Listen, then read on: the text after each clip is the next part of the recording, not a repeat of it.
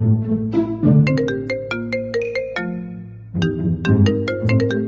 अभिषेक भाई, कहाँ है तू? मैं घर में सो रहा हूँ भाई। अरे बाहर आना, मैं तुझसे मिलने आया हूँ। नहीं भाई, मैं नहीं आऊंगा, तुम लोग मुझे कलर लगा दोगे। अरे भाई आ तो सही, मैं अकेला ही हूँ। अरे मैं नहीं आ रहा। बस यही थी अपनी बचपन की दोस्ती, यही था अपना प्यार, दिखा दी तूने मेरे यार। चल ठीक है, आ रहा हूँ। ठीक है, अभी मजा आएगा। अब आने दे, साले को बताते हैं।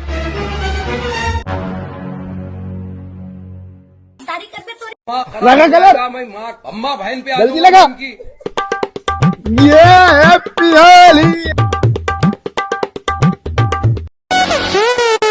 लो भाइयों, भांग पियो। नहीं भाई, मैं तो नहीं पीऊंगा। अरे भाई मैं भी नहीं पीऊंगा, मुझे चक्कर आते हैं। पौवा हो तो पौवा लिया यार। अरे कोई चक्कर नहीं आते, देखो मैं पीता हूँ तुम्हारे सामने।